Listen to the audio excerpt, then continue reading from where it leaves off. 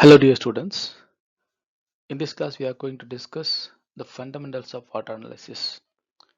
So water analysis குள்ள போறதுக்கு முன்னாடி என்னென்ன விஷயங்களை நம்ம தெரிஞ்சுக்கணும் அப்படிங்கிறது தான் இந்த fundamentals of water analysis. Especially வாட்டரை பற்றின டீட்டெயில்ஸ், அதை எப்படியெல்லாம் கிளாஸிஃபை பண்ணலாம், அதனோட physical and chemical properties என்ன, நல்ல வாட்டரோட குவாலிட்டி என்ன, ஸோ என்னென்ன மாதிரியான பேராமீட்டர்ஸை நம்ம மெஷர் பண்ணணும் to understand whether the water is good or not. So these are all the things we are going to see, and I titled this as fundamentals of water analysis.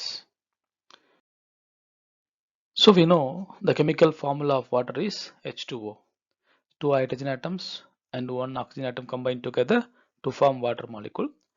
Water molecule shape வந்து V shaped னு சொல்றாங்க because the oxygen atom in water molecule is sp3 hybridized. So among the four hybridized orbitals, two are used to bind with the hydrogen atom, and the remaining two hybridized orbitals carrying the lone pair of electrons. The bond angle in water is 104.45 degree. The lower bond angle is due to the repulsion force of the lone pair of electrons, right? So the shape of water molecules, that is what you have to remember. அது உங்களுக்கு ஞாபகத்தில் இருக்கணும். So water molecule shape என்ன? V-shaped. So molecular formula H2O. Then properties of water. So water general physical properties என்னென்ன? வாட்டருக்கு boiling பாயிண்ட்னா liquid water vapour ஃபேஸுக்கு போகிறதுக்கான temperature degree செல்சியஸில் 100 degree Celsius, Fahrenheit ஸ்கேலில் 212. மெல்டிங் பாயிண்ட்டுங்கிறது சாலிட் ஐஸா லிக்விட் வாட்டர் சாலிட் ஐஸா மாறுறதுக்கான temperature 0 degree Celsius in Celsius scale and 32 degree in Fahrenheit scale. So average molecular mass is 18 gram per mole approximately. So accurate சொன்னாக்க 18.01528 gram per mole. So IUPAC ID, so oxygen வாட்டருக்கான இன்னொரு name வந்து ஆக்சிடைன் கூட அதை சொல்லுவாங்க. So the density of water, so வாட்டரோட density யூஸ்வலாக 1 அப்படின்னு consider பண்ணிக்குவாங்க, 1 gram per ml அப்படின்னு சொல்லிட்டு, but not exactly 1 gram, it's 0.997. So 997 kilogram per meter cube னு சொல்லலாம். இதனோட density approximately 1. So water has so many uses in our daily life. So water illama nothing is possible on earth for human being or whatever living being. So we are highly dependent to water. So water is the elixir of our life, right? விசும்பில் துளிவின் நல்லால் மற்றாங்கே பசும்புல் தலை காண்பது அரிது. So நீர் இல்லைன்னா இந்த உலகம் இல்லை, நீரின்றி அமையாத உலகு அப்படின்னு சொல்றாங்க. ஸோ ட்ரிங்கிங் வாட்டர்ல ஆரம்பிச்சு aquatic life, swimming, bathing, cleaning, agriculture, industries, cooking, and so many things. So without water we cannot live on this earth. So it is very important chemical that we need for our daily life. So water is forming a cycle on earth. So அதனுடைய physical stateல ஒரு cycle எப்பயும் நடந்துகிட்டே இருக்கும். It is called a hydrologic cycle or water cycle. So water கடல்ல அதிகமான உப்பு தன்மையோட இருக்கும். The reason for the salinity of ocean water is, so the water that comes to earth, I will explain it later. So the water on the sea is evaporating due to sunlight. So evaporate ஆகி அது எங்க போகுது? கிளவுட்ஸுக்கு போகுது. Clouds condense ஆகும் பொழுது rainfall நடக்குது. So that is called precipitation. So அப்படி வரக்கூடிய ரெயின் என்ன பண்ணும்? ஒரு ஹையர் ஆல்டிடியூட்லேருந்து லோயர் ஆல்டிடியூடுக்கு ரிவராக மாறி ஃப்ளோ ஆகும். அப்படி ஃப்ளோ ஆகும்போது it is used in the சமவெளி பகுதிகளில் it is used for the agriculture purposes, and it just stored in lakes, ponds, wells, and certain amount of the water is also stored in groundwater, stored as groundwater, right? So all this water are called fresh water, having no salinity. So இருந்தாலும் this water flew on the earth. So earth மேலே போகிறதுனால soluble minerals especially sodium potassium அதனுடைய சால்ட்ஸை வந்து இது அதிக அளவில் கரைக்கும், ரைட்? ஸோ இந்த மாதிரியான சாலிபிள் மினரல்ஸ் அது என்ன பண்ணும், கரைச்சி கொண்டு போய் கடலில் சேர்க்கும். ஸோ இந்த process it's keeps on going for thousands of years. So தொடர்ந்து எர்த் கிரஸ்டில் இருக்கக்கூடிய மினரல்ஸ் கரைஞ்சி அந்த ஃப்ரெஷ் வாட்டர் வழியாக எங்கே போய் சேருது, ஓஷியனுக்கு போய் சேருது. ஸோ அங்கே அது தொடர்ந்து எவாபரேட் ஆகிட்டே இருக்குது. ஸோ அப்போ இந்த ப்ராசஸ் என்ன ஆகுது, எர்த் கிரஸ்டில் இருக்கக்கூடிய சலனிட்டியை கொண்டு போய் ஃப்ரெஷ் வாட்டர் ஓஷியனில் சேர்க்குது. ஓஷியனில் வந்து தொடர்ந்து அது கான்சன்ட்ரேஷன் ரைஸ் ஆகிட்டே இருக்கு because of the evaporation process. So அதனால தான் ஓஷியனோட சலினிட்டி அளவு வந்து பார்த்தீங்கன்னாக்கா நம்ம நார்மலாக யூஸ் பண்ணுற ஃப்ரெஷ் வாட்டர் கம்பேர் பண்ணும்போது பல மடங்கு அதிகமாக இருக்கு, ரைட்? ஸோ இந்த சைக்கிள் என்னன்னு சொல்லுவாங்க, ஹைட்ரோலாஜிக் சைக்கிள்னு சொல்லுவாங்க. ஸோ லிக்விட் வாட்டர் வேப்பர் ஆகி கண்டென்ஸ் ஆகி பூமிக்கு வந்து அகெயின் ஓஷியனுக்கு போய் சேர்ற அந்த சைக்கிளை வந்து என்ன சொல்லுவாங்க, ஹைட்ரோலாஜிக் சைக்கிள் அப்படின்னு சொல்லுவாங்க. ஸோ வாட்டரில் நிறைய டைப்ஸ் இருக்கு, டிஃப்ரெண்ட் டைப்ஸ் ஆஃப் கிளாசிஃபிகேஷன்ஸ் இருக்கு. நான் என்னென்ன டைப் கிளாசிஃபிகேஷன் சொல்ல போறதில்ல. ஸோ ஜென்ரலாக வாட்டருக்கு எந்த மாதிரிலாம் நேமிங் கொடுக்குறாங்க அப்படின்னு சொல்ல போறேன். First thing is portable water. Portable water அப்படிங்கிறது it's the water which has no any contaminations. So இந்த வாட்டர் எப்படி இருக்கும், பார்க்க க்ளீனாக இருக்கும், டிரான்ஸ்பரண்டாக இருக்கும், அதுக்கு எந்த அன்பிளசன்ட் ஓடரும் இருக்காது, அதுக்குன்னு தனிப்பட்ட டேஸ்ட் எதுவும் இருக்காது, சரியா? ஸோ இந்த water is suitable for household purposes, all kind of household purposes, for cooking, drinking, etcetera. So fresh வாட்டருங்கிறது காமன் நேம். எர்த் கிரஸ்டில் இங்கே இருக்கிற எல்லா தண்ணியுமே ஃப்ரெஷ் வாட்டர் எக்ஸப்ட் இந்த ஓஷியன் வாட்டரை தவிர்த்து ரிமைனிங் எல்லா வாட்டரும் என்ன சொல்லுவாங்க, ஃப்ரெஷ் வாட்டர்னு சொல்லுவாங்க. ஹேவிங் லெஸ் சலைனிட்டி, அதில் உப்புத்தன்மை வந்து குறைவாக இருக்கும். ஸோ ரெயின்ஃபால்னால இந்த ஃப்ரெஷ் வாட்டர் வந்து ரிவர்ஸில், லேக்ஸில், பாண்ட்ஸில், ஸ்ட்ரீம்ஸில், கிரவுண்ட் வாட்டர்லன்னு எல்லா இடத்துலையும் இருக்கும்.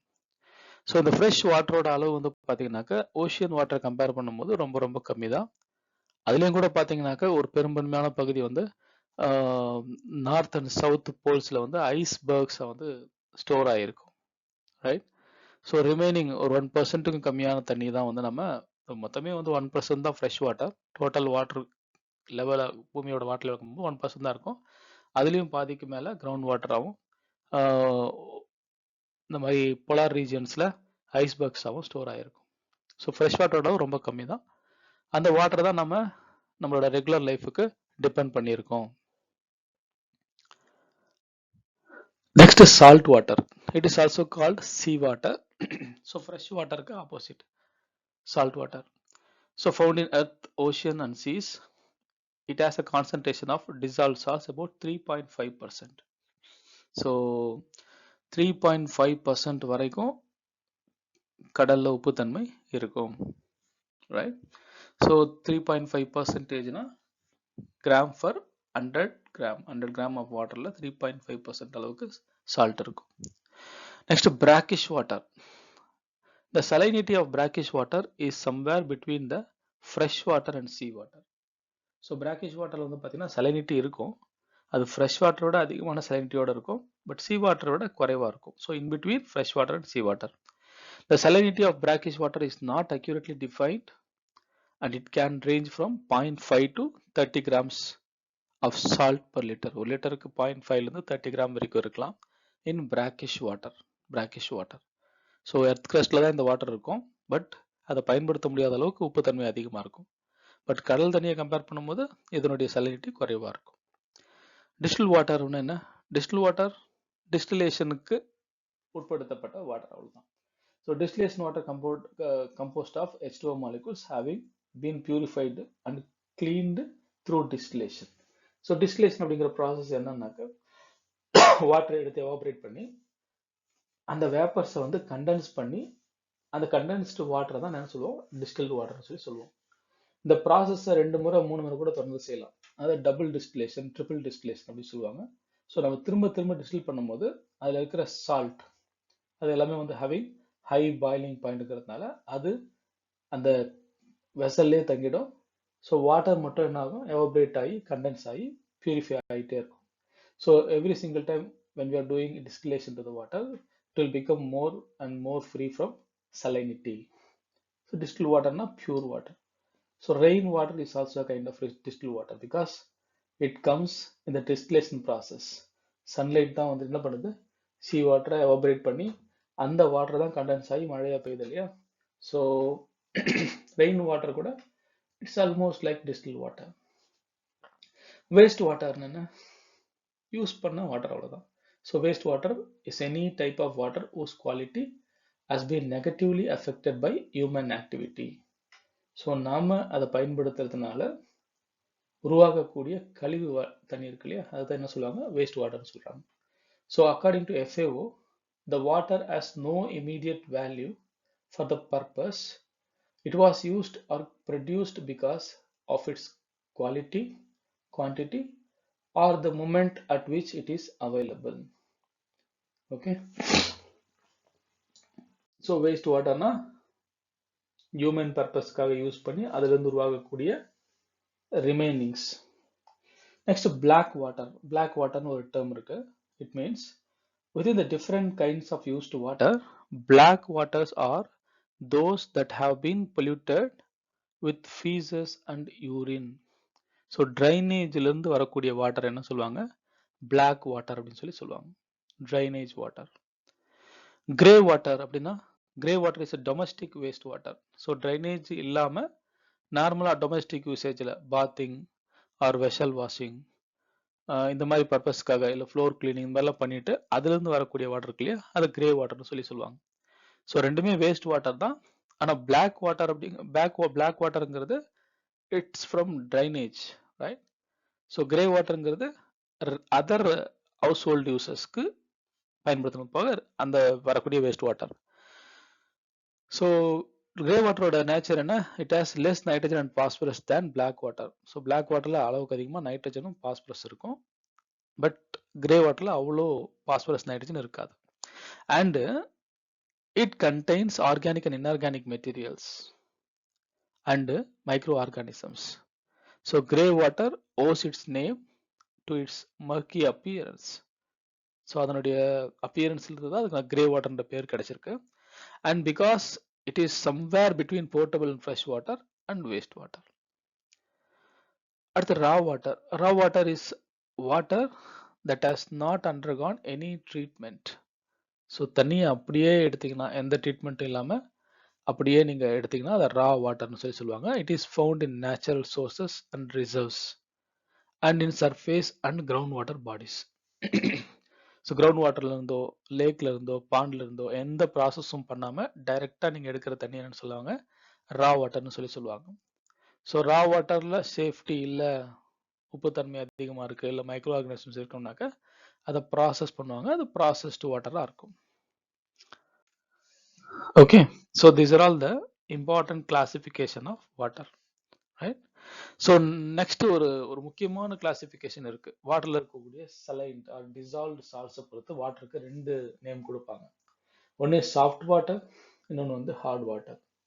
So how can we identify soft water and hard water? சிம்பிளா எப்படி தெரிஞ்சுக்கலாம்? ஸோ எந்த வாட்டர் சோப் கூட அதிகமான லேத்தர் தருதோ and that water is called soft water. So ஜென்ரலாக தண்ணியில் உப்புத்தன்மை கம்மியாக இருந்துச்சுன்னா it will give more foam or lather with soap. என்ன காரணம்? உப்பு தண்ணியில் நீங்கள் போடுற சோப் வந்து ப்ரிசிபிடேட் ஆகிடும். It will react with the salt present in the water and the soap will be precipitated as salts. But soft வாட்டரில் உப்புத்தன்மை கம்மியாக இருக்கிறதுனால soap will give more lather. So இது ஒரு common test to check whether the water is soft or hard. So soft water will give more lather with soap, but hard water will not. Okay, so this water is suitable for household purposes. இது soft water. soft water நம்மளால வீட்டு உபயோகத்துக்கு daily பயன்படுத்திக்க முடியும். லாண்ட்ரிக்கு, கிளீனிங்க்கு, vessel வாஷிங்க்கு, பாத்திங்க்கு எல்லாத்துக்கும் நம்ம soft water பயன்படுத்திக்கலாம். Heart வாட்டர்ல வந்து நிறைய கால்சியம் அண்ட் மெக்னீசியம் சால்ட்ஸ் வந்து கரைஞ்சிருக்கும், உப்பு தன்மை அதிகமாக இருக்கும். Hard water does not lather with soap but instead forms precipitate. So soap hard water கூட சேரும்பொழுது it will precipitate as its salt. So அதனால தான் அது லேதரை வந்து தரதில்லை. ஓகே, ஸோ இது ஜென்ரல். பட் ஸ்பெசிஃபிக்காக ஹார்ட் வாட்டருக்கு சாஃப்ட் வாட்டருக்கு நிறைய ப்ராப்பர்ட்டி டிஃப்ரென்ஸ் இருக்கு. So for example minerals. So hard வாட்டரில் ரிச் இன் மினரல்ஸ், நிறைய மினரல்ஸ் இருக்கும். பட் சாஃப்ட் வாட்டரில் மினரல்ஸோட அளவு வந்து குறைவாக இருக்கும். என்ன டைப்ஸ் ஆஃப் மினரல்ஸ் இருக்கும் ஹார்ட் வாட்டரில்? கால்சியம், மெக்னீஷியம் ரொம்ப அதிகமாக இருக்கும். கால்சியம், மெக்னீஷியம் ரெண்டுமே வந்து ரேர் அல்கலி எர்த் மெட்டல்ஸ்.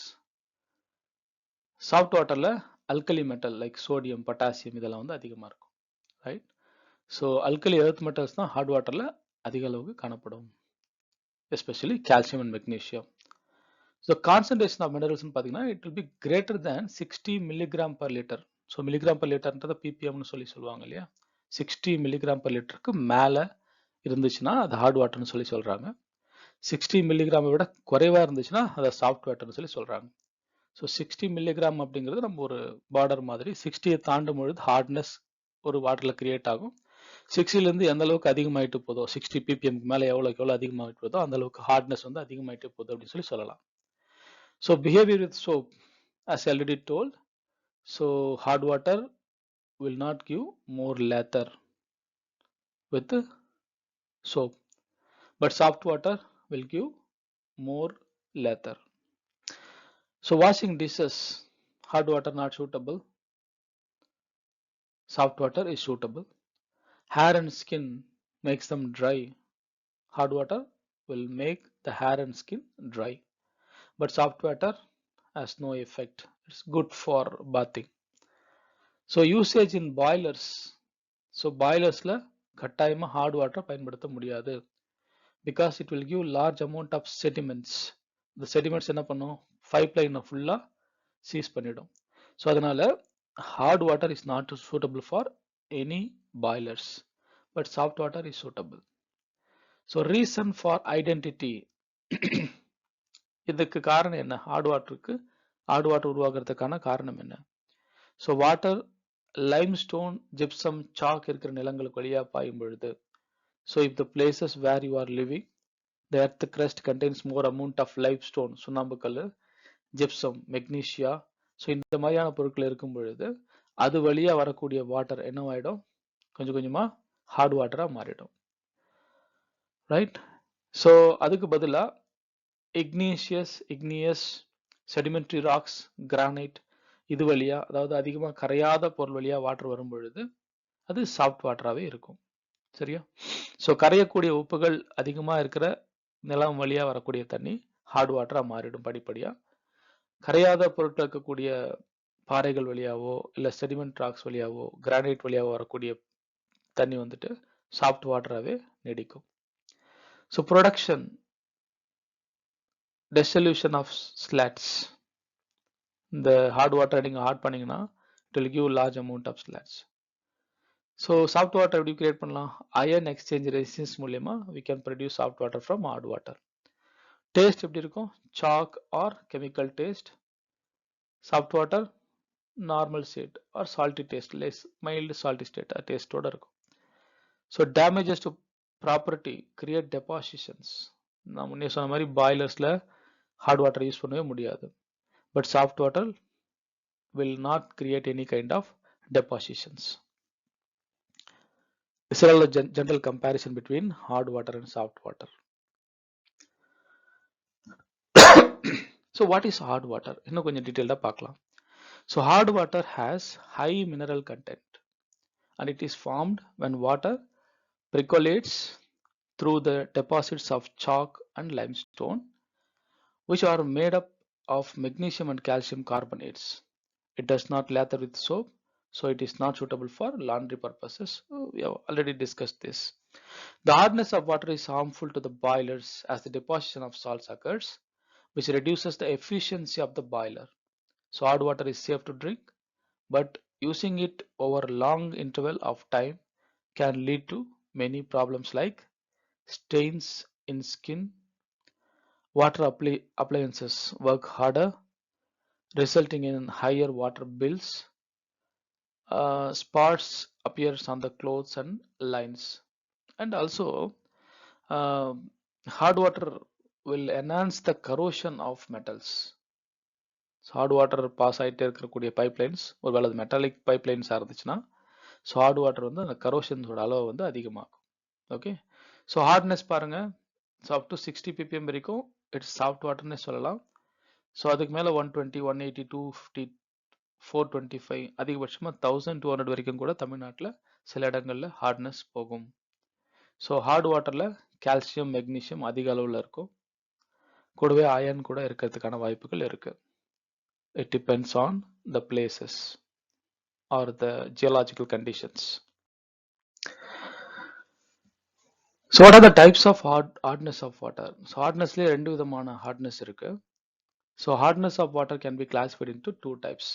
ஒன்று வந்து temporary hardness, ரெண்டாவது permanent hardness. So what is the temporary hardness? The presence of magnesium and calcium carbonates in water makes it temporarily hard.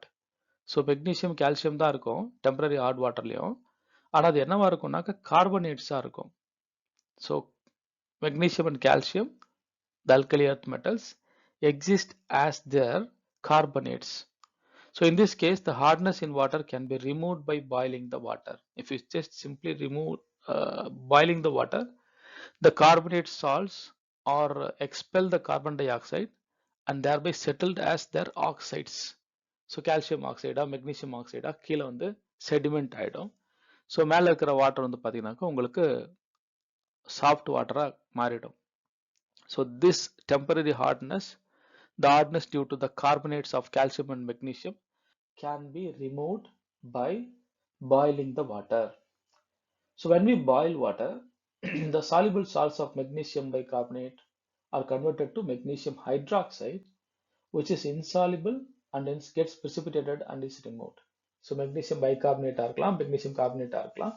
It just precipitated as magnesium hydroxide or magnesium oxide, and thereby we can remove that precipitates, and the remaining water will be having less hardness, right? So கீழ இருக்கிற sediments we can remove by filtration. So permanent hardness of water எதனால வருது? When the soluble salts of magnesium and calcium are present in the form of chlorides and sulfides in water.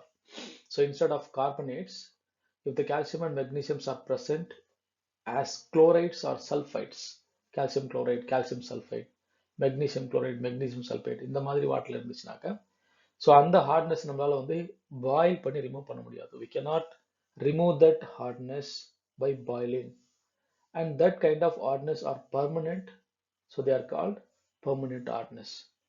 So we can remove that hardness by treating the water with washing soda. So சிம்பிளான மெத்தட்ல வந்து பார்த்தீங்கன்னாக்க washing soda வச்சு நம்ம we can remove that hardness, permanent hardness. Insoluble carbonates அது மாறும். Washing soda என்ன செய்யும்? சிம்பிளி அந்த குளோரைட்ஸ் அண்ட் சல்ஃபைட்ஸை கார்பனேட்ஸாக மாற்றி அது செடிமெண்ட் ஆக்கும், அவ்வளோதான். So formed when washing soda reacts with the sulfides and chloride salts of magnesium and calcium, and thus the hardness of water can be, hard water can be converted to soft water, but it is not suitable for all cases. So what are the disadvantages of hardness? So soap waste while we are bathing or while we are washing the clothes. When we using hard water, large amount of soap is sedimented and wasted. Fuel waste நிறைய இருக்கும், wastage of fuel. Formation of scales in metallic boilers. So metallic boilers வேகமாக கரோட் ஆகும், பைப்லைன்ஸுக்கு உள்ள வந்துட்டு sediments form ஆகும், scales form ஆகும். So temporary hardness எப்படி remove பண்ணலாம், பர்மனெண்ட் ஹார்ட்னஸ் எப்படி ரிமூவ் பண்ணலாம்? ஸோ டெம்பரரி ஹார்ட்னஸை ரொம்ப சிம்பிளான மெத்தடில் பாயிலிங் மூலியமாக ரிமூவ் பண்ணலாம். நான் as already told, temporary hardness is due to carbonates and bicarbonates of calcium and magnesium. So calcium கார்பனேட்டை, கால்சியம் பைகார்பனேட்டை நீங்கள் சிம்பிளி அதை ஹீட் பண்ணிங்கன்னா போதும், the carbon dioxide is expelled and the calcium is settled as calcium carbonate. Calcium carbonate has very less solubility in water, so it will settle down as precipitate. We can remove it by filtration. Similarly, magnesium bicarbonate settled as magnesium carbonate. So by Clark's method la calcium hydroxide is Clark's reagent. So Clark's method வந்து calcium Clark's reagent use பண்ணுவாங்க. So Clark's reagent nothing but calcium hydroxide. So it removes the hardness of water by converting bicarbonates into carbonates. So bicarbonates carbonates மாத்தி அதை வந்து remove பண்ணும். So இந்த கேஸ்ல நம்ம boil பண்ண வேண்டிய தேவையில்லை. Just by adding the Clark's reagent, we can settle down the salt salinity content present in the water. So calcium bicarbonate or magnesium bicarbonate temporary hardness, it will convert it as calcium carbonate by oxidizing it and thereby settle down the calcium carbonate. We can remove it by filtration. So temporary hardness either by boiling or by adding Clark's method we can remove. How to remove permanent hardness? So permanent hardness remove பண்றது it's comparatively tough. Analyze there are certain methods are there. That methods are expensive or comparatively harder. So one GAN's permutate method. So in this method, sodium aluminum orthosilicate அதான் என்னன்னு சொல்றாங்க permutate அப்படின்னு சொல்லி சொல்றாங்க permutate or zeolite. So used to remove the permanent hardness of the water. So waterல இருக்கக்கூடிய உப்பு தன்மையை remove பண்றதுக்கு zeolite மாதிரி things என்னன்னு சொல்லுவாங்க molecular sieves ன்னு சொல்லி சொல்லுவாங்க. So it will eliminate the dissolved salts present in the water of a particular molecular weight, molecular sizes, right? அது என்ன சொல்லுவாங்க molecular sieves ன்னு சொல்லி சொல்லுவாங்க. So using permutate or zeolite, so we can remove the calcium and magnesium chlorides and sulfides from the water. So that way we can remove the or reduce the permanent hardness of water. So இன்னொரு method வந்து ion exchange resin method.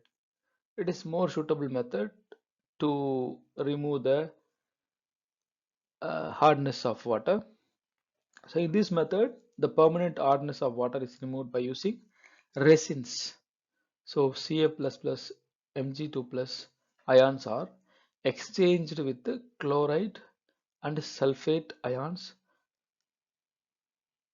exchanged with anions exchange resins or NH2OH. So இதில் ரெண்டு விதமான iron exchange resins இருக்கு. ஒன்று வந்து cationic absorbent, இன்னொன்று வந்து anionic absorbent. So suitable anionic or cationic ion exchange resin எடுத்துக்கிட்டு we can remove the calcium and magnesium and அதனுடைய acid radicalஸும் we can remove. சரியா? ஸோ இதனால we can get the pure water on the other side of the column. So ion exchange column னு சொல்லி சொல்லுவாங்க. So by passing the permanent hard water through the ion exchange resins, we can eliminate the hardness. An important parameter of water's quality is pH. So we should know about the pH of water before we using the water for any purposes. So water analysis ஓட ரொம்ப basic parameter வந்து pH. So pH எப்படி measure பண்ணலாம்? Using pH meter. pH meter வச்சு we can exactly measure the pH. So pH is a measurement of electrically charged particles in a substance. இன்னும் ஷார்ட்டா சொல்லணும்னா pHங்கிறத power of hydrogen ion concentration சொல்லி சொல்லுவாங்க. It indicates how acidic or alkaline the substance is. Okay. So the pH scale ranges from 0 to 14. pH scaleங்கிறது 0ல இருந்து 14 வரைக்கும் தான் இருக்கும். அதுல the exact midpoint 7 அப்படிங்கிறது neutral. Okay. So acidic water has pH lower than 7. ரொம்ப strong acidic water can have pH of 0. ரொம்ப rare cases, right? So battery acid falls into that category. So alkaline water has pH of 8 or above. 7க்கு மேல போச்சுனாவே அதனுடைய alkalinity வந்து அப்படியே கொஞ்சம் கொஞ்சமா rice ஆக ஆரம்பிக்கும். Strong alkaline substance such as I can have pH of 14. அந்த அளவுக்கு கூட pH இருக்கலாம், right? So pH scale starting from 0 to 14. 0ல இருந்து 14 வரைக்கும் இருக்கும். So the middle point 7 is neutral. 7ல இருந்து குறைய குறைய acidity அதிகமாகும். 7ல இருந்து இன்க்ரீஸ் ஆகி 14 நோக்கி போக போக alkalinity வந்து ஆர் basicity வந்து இன்க்ரீஸ் ஆகிட்டே போகும். சரியா? ஸோ பியூர் வாட்டர் அப்படிங்கிறது pH வந்து 7 ஆர் அரௌண்ட் 7 இருக்கும். அரௌண்ட் 7. ஸோ எந்த விதமான அயான்ஸும் இல்லாத ரொம்ப பியூரான வாட்டர் வந்து அதனுடைய pH வந்து 7ல இருக்கும். சரியா? It is neither acidic nor basic. Okay, so this is the general pH scale. So இதில் லிட்மஸோட கலர் கொடுத்துருக்காங்க ஆக்சுவலாக. ஸோ லிட்மஸ் வந்து பார்த்தீங்கன்னாக்கா அசிடிக் கண்டிஷன்ஸில் it going towards red, basic கண்டிஷன்ஸில் it going towards blue. So ஜென்ரலாக வந்துட்டு பார்த்தீங்கன்னா பிஹெச் பேப்பர்னு ஒன்று இருக்கும், pH paper. So pH paper வந்து பார்த்தீங்கன்னா உங்களுக்கு அசிடிக் சொல்யூஷன்ஸில் ஒரு கலராக இருக்கும், பேசிக் சொல்யூஷனில் ஒரு கலராக இருக்கும். ஸோ ஜென்ரலாக அசிடிக் கண்டிஷன்ஸில் it exist as red, basic கண்டிஷனில் it exist as blue. So pH measure பண்ண தேவையில்லை. If you want to find out whether the water is acidic or basic, we can use that litmus paper. Litmus paper வச்சு கூட நம்ம அது அசிடிக்கா இல்லை பேசிக்கான்னு சொல்லி தெரிஞ்சுக்கலாம். ஸோ பிஹெச் ஸ்கேலுக்கு எக்ஸாம்பிள்ஸ் கொடுத்துருக்காங்க பாருங்க. 0 பிஹெச்னாக்க பேட்டரி ஆசிட்ல வந்து 0 பிஹெச் அளவுக்கு இருக்க வாய்ப்பு இருக்கு. ஸோ கேஸ்ட்ரிக் ஆசிட், நம்மளுடைய இறைப்பையில் இருக்கக்கூடிய ஆசிட் இருக்கு இல்லையா, ஸோ அதனோட பிஹெச் வந்து இட் ஃபால்ஸ் அட் பிஹெச் 1, ரொம்ப அசிடிக்காக தான் இருக்கும். லெமன் ஜூஸ், லெமன் ஜூஸ் லைம்ல இருந்து நீங்கள் டைரெக்டாக எடுக்கிற அந்த ஜூஸ் பிஹெச் 2 அளவுக்கு இருக்கும். ஸோ சிட்ரிக் ஆசிட் அதில் இருக்கும். ஆப்பிள் ஜூஸில் 3, டொமேட்டோ ஜூஸில் 4, பிளாக் காஃபியில் கூட அசிடிட்டி இருக்கும், that is 5. So milk is also having acidity, அதுலேயும் கூட அசிடிட்டி இருக்கும், அது 6 ஆல்மோஸ்ட் நியூட்ரலுக்கு பக்கத்தில் தான் இருக்குது. ஸோ அசிடிட்டி இருக்கும் பட் ரொம்ப லோவாக இருக்கும். ஸோ வாட்டர், பியூர் வாட்டர் வந்து 7, சரியா, அதில் எந்த சால்ட் கண்டாமினேஷன் இல்லைனாக்கா. So pure water is pH 7.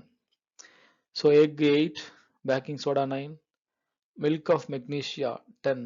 So milk of magnesia is used as a drug for acidity problems. Acidity ப்ராப்ளம்ஸ்க்கு மில்க் ஆஃப் மெக்னீஷியாவை வந்துட்டு சஜஸ்ட் பண்ணுவாங்க.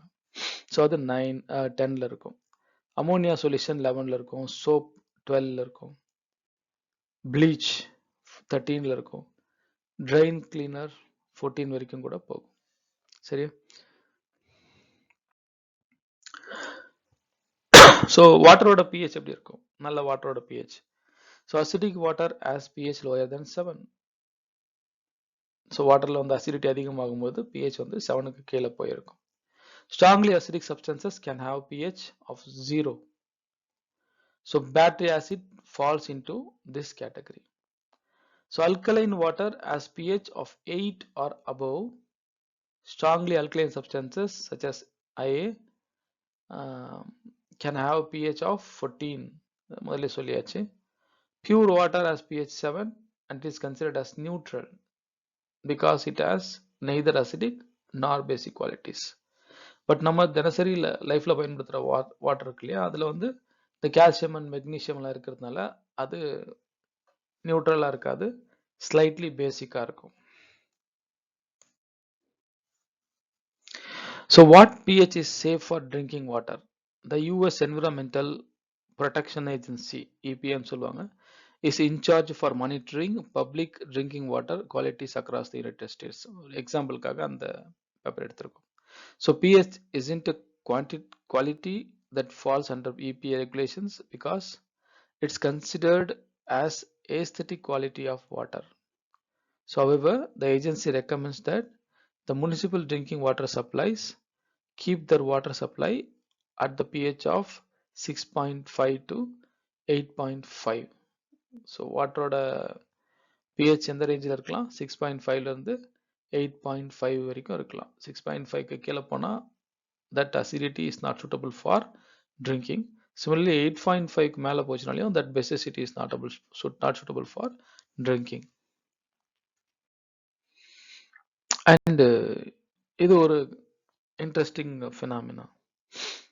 ஸோ வாட்டருக்கு ஒரு டிஃப்ரெண்டான ப்ராப்பர்ட்டி இருக்கு. அது என்னன்னா, வாட்டரோட ஷேப் வந்து நம்ம வி ஷேப்னு சொல்லி சொன்னோம் இல்லையா, it is V shaped. So V ஷேப்ல அது பேக் ஆகிருக்கும். So when we freezing the water, so liquid வாட்டரை வந்து நம்ம ஐஸாக வந்து ஃப்ரீஸ் பண்ணுறோம்னு வச்சுங்களேன். ஸோ லிக்விட் ஃபார்மில் இருந்து அது கிறிஸ்டலைன் ஃபார்முக்கு போகுது, சாலிட் ஃபார்முக்கு போகுது. ஸோ எந்த ஒரு பொருளுமே சாலிட் ஃபார்மில் டென்சிட்டி அதிகமாக இருக்கும், லிக்விட் ஃபார்மில் கம்பேரிட்டிவ்லி டென்சிட்டி குறைவாக இருக்கும். ஆனால் இந்த வாட்டர் மட்டும் அதுக்கு ஒரு எக்ஸப்ஷனல் கேஸ். ஸோ வாட்டர் வந்து பார்த்தீங்கன்னா அது அதனுடைய கிறிஸ்டலைட் ஃபார்முக்கு போகும்பொழுது மாலிகுல்ஸ் எல்லாம் ஒரே சீராக அடுக்கப்படும் பொழுது அதனுடைய வால்யூம் வந்து அதிகமாகும். ஏன்னா அதனுடைய ஷேப் வி ஷேப் அப்படிங்கிறதுனால அதை ஒழுங்காக நீங்கள் அடிக்க வச்சிங்கன்னா அதனுடைய வால்யூம் அதிகமாக இருக்கும். ஸோ இன்ஸ்டட் அப்படி எதுவும் இல்லாத போது அந்த வாட்டர் மாலிகுல்ஸ் நடுவில் ஹைட்ரஜன் பாண்டிங் ஃபார்ம் ஆகுறதுனால அதுங்க கிறிஸ் கிராஸாக ரொம்ப ஹை டென்சிட்டியில் லிக்விட் ஸ்டேட்டில் இருக்கும். So water is exceptional with so many other chemicals present on the earth. எல்லாமே வந்து பார்த்தீங்கன்னா சாலிட் ஸ்டேட் டென்சிட்டி அதிகமாக இருந்தால் வாட்டர் மட்டும் சாலிட் ஸ்டேட்டில் டென்சிட்டி கம்மியாகவும் லிக்விட் ஸ்டேட்டில் டென்சிட்டி அதிகமாகவும் இருக்கும். ஸோ ஒரு ஐஸ் வாட்டரில் ஃப்ளோட் ஆகிறதுக்கு காரணம் என்ன? Because of its increased volume or or reduced density அப்படின்னு சொல்லலாம். சரியா? ஸோ இது ஒரு புக்கில் இன்ட்ரெஸ்டிங்காக கொடுத்துருந்தாங்க. டைட்டானிக்கோட ஆக்சிடென்ட்டுக்கு டைட்டானிக் கப்பலோட ஆக்சிடென்ட்டுக்கு காரணம் இந்த வாட்டரோட அப்நார்மல் பிஹேவியர். ஒருவேளை வாட்டர் மட்டும் மற்ற கெமிக்கல்ஸ் மாதிரி சாலிட் ஸ்டேட்டில் வந்து மோர் டென்சிட்டியோட இருந்துச்சுன்னா இந்த ஐஸ்பர்க்ஸ் வந்து கடலோட மேல் பகுதியில் மிதக்கிறதுக்கு வாய்ப்பே இல்லை. It will go below. ஆனால் அப்படி இல்லாத இருக்கிறது பல விதங்களில் நல்லது. ஏன்னா ஸோ ஐஸ் மேலே மிதக்கிறதுனால தான் அதனோட அடிப்பகுதியில் இருக்கக்கூடிய வாட்டர் தொடர்ந்து லிக்விட் ஸ்டேட்டில் இருக்குது. அக்வாட்டிக் ஸ்பீசிஸ் வந்து உயிரோடு இருக்க முடியுது. ஒருவேளை வாட்டரும் மற்ற கெமிக்கல்ஸ் மாதிரி அதனுடைய சாலிட் ஸ்டேட்டில் மோர் டென்ஸ்டாக இருந்துச்சுனாக்கா ஸோ வாட்டர் ஃப்ரீஸ் ஆக அது அடியில் போய் செட்டில் ஆகிடும். ஸோ கொஞ்சம் கொஞ்சமாக கடல் மொத்தமாக ஃப்ரீஸ் ஆகி அதில் இருக்கிற மொத்த உயிரினமும் அழியறதுக்கான பாசிபிலிட்டி இருக்குது. ஸோ மேலே மிதக்கிற அந்த icebergs will protect the liquid below the sea level. So அடியில் இருக்கக்கூடியதை வந்து அது பாதுகாக்குது. So it will keep its temperature hot, right? So it will just exist as liquid. So aquatic species க்கு அந்த ப்ராப்ளம் வர்றதில்ல, ரைட்? ஸோ இதுக்கு என்ன காரணம்னு தான் நான் இங்கே சொல்லியிருக்கேன். வாட்டர் மாலிகுலோட ஷேப். ஸோ வி ஷேப்டாக இருக்கும் பொழுது அது கிறிஸ்டலைன் ஃபார்முக்கு வந்துச்சுனாக்கா அதனுடைய வால்யூம் அதிகமாக இருக்குது. சரியா? ஸோ அதே வந்துட்டு லிக்விட் ஃபார்முக்கு போகும்போது டியூ டு ஹைட்ரஜன் பாண்டிங் இந்த மாதிரி ஒரு கிராஸான டைட்லி பேக்கிங் லெவலில் இருக்குது. ஸோ அதனால டென்சிட்டி வந்து கம்மியாக இருக்குது, டென்சிட்டி வந்து அதிகமாக இருக்குது லிக்விட் ஸ்டேட்டில். சாலிட் ஸ்டேட்டில் அந்த கேப்ஸ் அதிகமாகிறதுனால டென்சிட்டி வந்து குறைஞ்சி போகுது. ஸோ அதனால தான் வந்துட்டு கோல்டு வாட்டர் எப்பவுமே பாட்டமில் இருக்கு, ஐஸ் கடலோட மேல் பகுதியில் இருக்கு, வார்ம் வாட்டர் வந்து இந்த ரெண்டுத்துக்கும் நடுவில் இருக்கு. What does a changing or unsafe pH mean? So freshwater pH varies across the world depending on the weather patterns, human activity and natural processes. So pH தொடர்ந்து vary ஆயிட்டே இருக்கு. So water with very low or high pH can be sign of chemical or heavy metal pollution. So waterல வந்துட்டு ஏதாவது chemicals add ஆகும்போது acidic கெமிக்கல்ஸோ இல்லை பேசிக் கெமிக்கல்ஸோ heavy metal பொல்யூஷனோ அதிகமாகும் பொழுது அதனுடைய பிஹெச்ல வந்துட்டு பெரிய லெவலில் சேஞ்சஸ் வரும். ஸோ பிஹெச் மெஷர்மெண்ட்டை ஏன் நம்ம ரொம்ப இம்பார்ட்டண்ட் குவாலிட்டி பேராமீட்டர் ஆஃப் வாட்டர்னு சொல்கிறோம்னாக்க, so it is a sign for the other impurities present in the water. So வாட்டரில் வேறு ஏதாவது கெமிக்கல்ஸ் கலந்துருக்கா இல்லை ஹெவி மெட்டல்ஸ் இருக்கா அப்படிங்கிறத அந்த பிஹெச்ல இருக்கக்கூடிய வேரியேஷனை வச்சுட்டு நம்ம ஓரளவுக்கு புரிஞ்சுக்க முடியும். So water that doesn't fall in the safe pH range of 6.5 to 8.5, particularly if it is alkaline, is not necessarily unsafe. However, very alkaline water can have an unpleasant smell or taste, and it can also damage pipes and water carrying appliances, right? So acidic water with pH of less than 6.5 is more likely to be contaminated with pollutants, making it unsafe to drink. So பெசிசிட்டியில் கூட கொஞ்சம் tolerate பண்ணிக்கலாம், but அசிடிட்டியை பொறுத்த வரைக்கும் 6.5க்கு கீழே போச்சுனாவே அதில் இருக்கக்கூடிய பொல்யூட்டன்ஸ்னால தான் அது வருது. So that water is not suitable for drinking. So it can also corrosion ப்ராப்பர்ட்டியும் வந்து பார்த்தீங்கன்னாக்கா அசிடிக் வாட்டருக்கு வந்து அதிகமாக இருக்கும். So many municipal water suppliers voluntarily test the pH of their water to monitor for pollutants, so which may be indicated by the changing pH. When pollutants are present, water companies treat their water to make it safe to drink again. So pH parameter வச்சுக்கிட்டு we can say the water is contaminated or pure, right? So pH தவிர்த்து வேற what are the other important parameters of water? ஒன்று total dissolved solids, டிடிஎஸ்ன்னு சொல்லி சொல்லுவாங்க. So வாட்டரில் இருக்கக்கூடிய மொத்த dissolved solids, அது ஆர்கானிக் மேட்டர்ஸாக இருக்கலாம், இன்ஆர்கானிக் சால்ட்ஸாக இருக்கலாம், எல்லாம் சேர்ந்தது தான் அந்த டிடிஎஸ். அடுத்து டிசால்வ்டு ஆக்சிஜன், வாட்டரில் இருக்கக்கூடிய கரைஞ்சிருக்கிற ஆக்சிஜனோட அளவு, டிசால்வ்டு ஆக்சிஜன் டிஓன்னு சொல்லுவாங்க. That is also very important parameter. அடுத்து பயாலாஜிக்கல் ஆக்சிஜன் டிமாண்ட், பிஓடி அப்படின்னு சொல்லுவாங்க, biological oxygen demand. And chemical oxygen demand, COD. Let's explain one by one. So total dissolved solids அதை நம்ம டைரெக்டாக செக் பண்ண முடியும், அதுக்கான மீட்டர்ஸ் வந்துருச்சு இப்போ. ஸோ டோட்டல் டிசால்வ் சாலிட்ஸ் என்ன சொல்லுவாங்க? Is a measure of dissolved combined contents of all inorganic and organic substance present in the liquid in molecular, ionised and micro granular suspended form. So எந்த ஃபார்மில் வேணா இருக்கலாம், அது organic மெட்டீரியல்ஸாக இருக்கலாம், இல்லை inorganic சால்ட்ஸாக இருக்கலாம். ஸோ அது எல்லாம் சேர்ந்த அந்த மொத்த சாலிட் பார்ட்டோட அளவை தான் என்னன்னு சொல்லுவாங்க? Total dissolved solids, TDS ன்னு சொல்லி சொல்லுவாங்க. TDS are often measured in parts per million, ppm ல தான் அதை மெஷர் பண்ணுவாங்க. parts per million னா அதர்வைஸ் எப்படி சொல்லாத மில்லிகிராம் per லிட்டர்னு சொல்லி சொல்லலாம். ஸோ அந்த சாலிட் மெட்டீரியல் மில்லிகிராம் per லிட்டர்ல எவ்வளோ இருக்கோ அதுதான் நம்ம ppm னு சொல்லி சொல்லுவோம். So TDS in water can be measured using digital meter. So TDS ஓட அளவு 0 to 50 இருந்துச்சுன்னா the water is highly pure, 50 to 100 இருந்துச்சுன்னா very purity, 100 to 300 இருந்துச்சுன்னா purity, 300 to 400 இருந்துச்சுன்னா a little scale, கொஞ்சம் உப்புத்தன்மை வந்துச்சுன்னா அர்த்தம். 600 to 1000 இருந்துச்சுன்னா பியூர் ஸ்கேல், கிரேட்டர் தென் 1000 இருந்துச்சுன்னா cannot drink. ஸோ இது ரொம்ப ஜெனரஸாக கொடுத்துருக்காங்க. பட் அப் டு 300 வரைக்கும் that water is safe to drink. அதுக்கு மேலே போகும்போது that water is to be processed.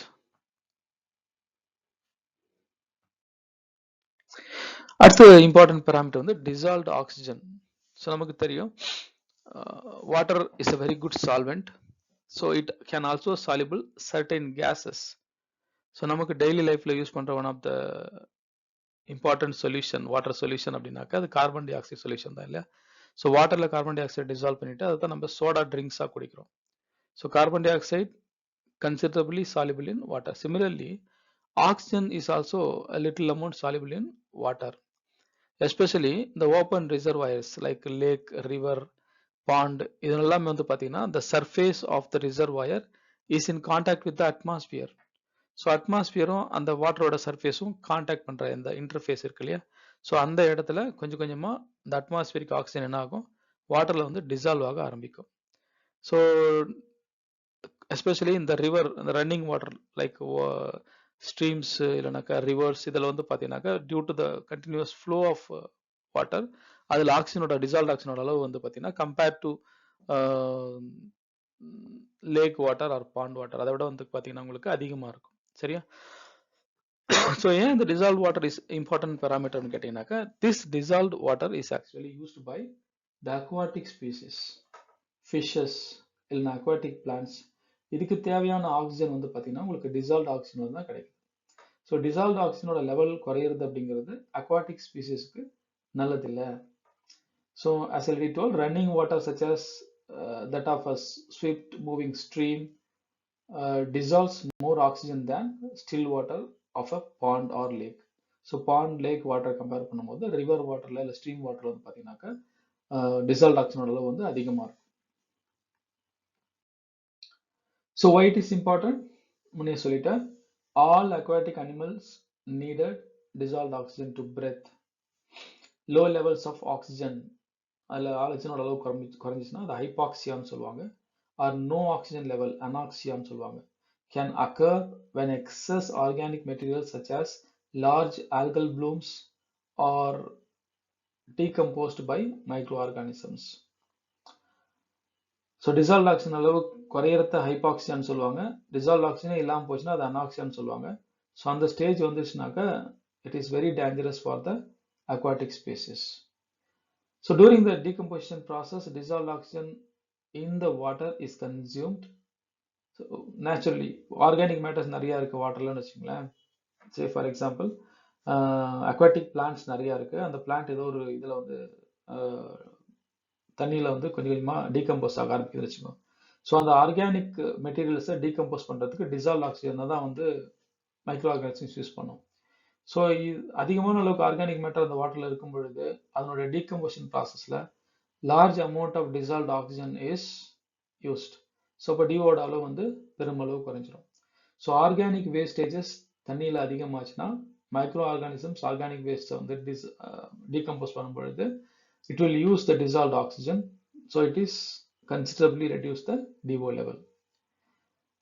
So in some water bodies, DO levels fluctuate periodically, seasonally, and even as a part of natural daily ecology of the aquatic resource. As DO levels drop, some sensitive animals may move away, decline in health, or even die. Eutrophication அப்படின்னு ஒரு process. Eutrophication அப்படின்னு ஒரு process.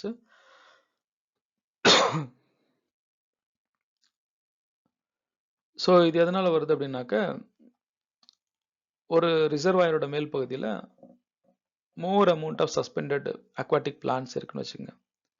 So அது என்ன பண்ணும், கண்டினியூஸாக இந்த அட்மாஸ்பியருக்கும் அந்த ரிசர்வாயரோட அந்த வாட்டர் சர்ஃபேஸ்க்கு நடுவில் இருக்கக்கூடிய அந்த இன்டர்ஃபேஸை வந்து க்ளோஸ் பண்ணிடும். அதனால என்ன ஆகும், வாட்டரில் டிஓ லெவல் குறைய குறைய அட்மாஸ்பியர் தான் அது வந்து ரீஸ்டோர் பண்ணுது. ஸோ அந்த ரீஸ்டோரிங் ப்ராசஸ் வந்து நடக்காமல் போயிடும். ஆனால் இந்த பிளான்ட்ஸுங்க தொடர்ந்து தண்ணியில் இருக்கக்கூடிய டிசால்வ் ஆக்சிஜனை பிளான்ட்ஸும் யூஸ் பண்ணிட்டு இருக்கோம், அக்வாட்டிக் ஸ்பீஸும் யூஸ் பண்ணிட்டு இருக்கோம். ஆனால் அப்படி யூஸ் பண்ணுற ஆக்சிஜனை மறுபடியும் ரீஸ்டோர் பண்ண முடியாத மாதிரி இந்த மேலே இருக்கிற தாவரங்களுக்கு இல்லையா, ஆல்கோ ஸ்பீசிஸ் அதெல்லாம் என்ன பண்ணும், அப்படியே க்ளோஸ் பண்ணிடும். ஸோ இதனால என்ன ஆகும், கொஞ்ச நாளில் அக்வாட்டிக் ஸ்பீசிஸ் எல்லாம் இறந்து போயிடும். போதாக்குறைக்கு இந்த மேலே இருக்கக்கூடிய அந்த பிளான்ட்ஸுங்களும் வந்து இறந்து போயிடும். ஸோ இப்போ இந்த பிளான்ட்ஸ் எல்லாம் என்ன ஆகும், ஆர்கானிக் வேஸ்டேஜாக மாதிரி அதே தண்ணியில் திரும்பவும் டீகம்போஸ் ஆக ஆரம்பிக்கும். அந்த டீகம்போசிஷன் ப்ராசஸுக்கும் டிசால்வ்ட் ஆக்சிஜனை வந்து மைக்ரோ ஆர்கானிசம் யூஸ் பண்ண ஆரம்பிச்சிடும். ஸோ அப்போ என்ன ஆகும், டிஓ லெவல் வந்து ரொம்ப கம்மியாகி ஹைபாக்சியா ஆகி அது அப்புறம் அனாக்சியாவே மாறி கம்ப்ளீட்டாக ஆக்சிஜன் இல்லாத ஒரு ஸ்டேஜ் வந்துடும். So this will dangerously affect the environment, especially அந்த ஈக்கலாஜிக்கல் கண்டிஷனை, அந்த ஈகோசிஸ்டத்தை மிக கடுமையான அளவுக்கு இது பாதிக்கும். ஸோ அந்த ப்ராசஸ் யூட்ரிஃபிகேஷன் ப்ராசஸ் அப்படின்னு சொல்லி சொல்றாங்க. Next important parameter of water is biological oxygen demand, BOD அப்படின்னு சொல்லி சொல்லுவாங்க. So what is biological oxygen demand? By definition, it is the amount of oxygen the microbes require to decompose the organic matter under aerobic conditions. So it can be determined by putting the sealed water sample under specific temperature conditions for 5 days. So முதல்ல என்ன பிஓடினா என்ன? So தண்ணியில் ஏதாவது organic waste materials இருக்குன்னு வச்சுங்க, இலை தலை குப்பை கோலங்களோ இல்லை ஏதாவது அனிமல்ஸோட எக்ஸ்டிங்ஸோ ஏதாவது அது தண்ணியில் கிடக்குதுன்னு வச்சுங்களேன். So that kind of organic matters are decomposed by micro organisms. So to decompose this kind of organic matters, microorganisms need oxygen. So it will utilize the dissolved oxygen present in the water. So the amount of oxygen required for the microorganisms to decompose the organic waste material, and the organic materials இருக்கு இல்லையா, அதை decompose பண்றதுக்கு the oxygen required by the microorganisms is called biological oxygen demand. So ஒரு biological டீகம்போசிஷனுக்கு தேவையான ஆக்சிஜனோட அளவு வந்து பார்த்தீங்கன்னாக்க BOD அப்படின்னு சொல்லி சொல்லுவாங்க. நேச்சுரலி டீகம்போஸ் ஆகுதுன்னு வச்சுங்களேன். ஸோ அதுக்கு தேவையான அளவு வந்து பயாலஜிக்கல் ஆக்சிஜன் டிமாண்ட் அப்படின்னு சொல்லி சொல்லுவாங்க. So it can be determined, எப்படி பண்ணலாம், ஒரு சீல்டு வாட்டர் சாம்பிளை எடுத்துக்கிட்டு ஒரு ஸ்பெசிஃபிக் டெம்பரேச்சரில் கண்டிஷனில் 5 days வச்சு நம்ம எவ்வளோ பிஓடி இருக்குங்கிறத மெஷர் பண்ண முடியும். So it used to waste loading the treatment plants, evaluation of BOD, removal efficiency of the water plants. So chemical oxygen demand, it is the total amount of oxygen required to break down the organic matter by chemical oxidation.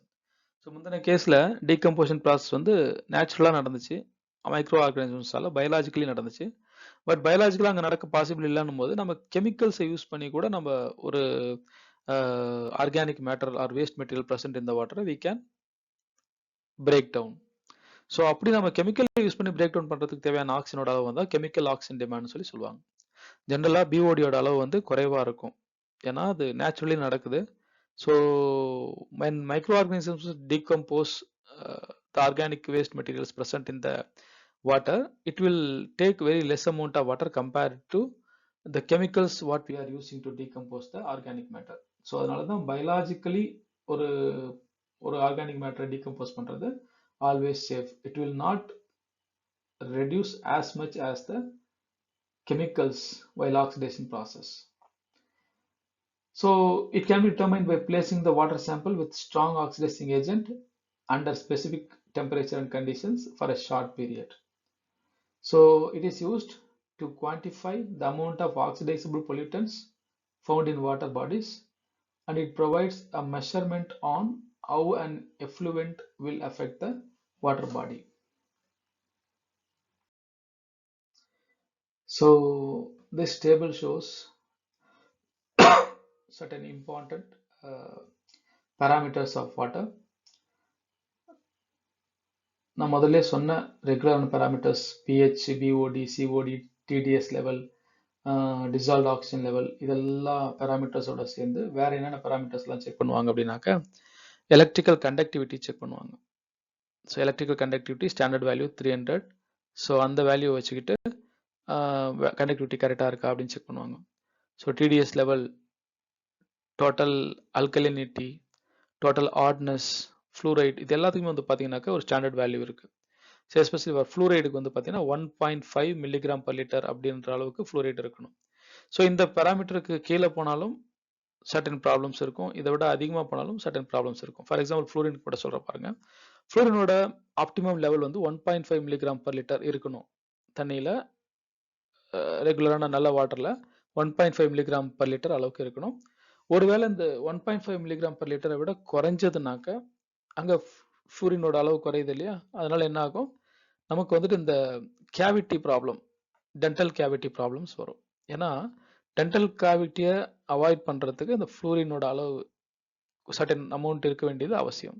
So ஃப்ளூரினோட அளவு குறையும் பொழுது என்ன ஆகும், dental cavity வர்றதுக்கான possibility இருக்கு.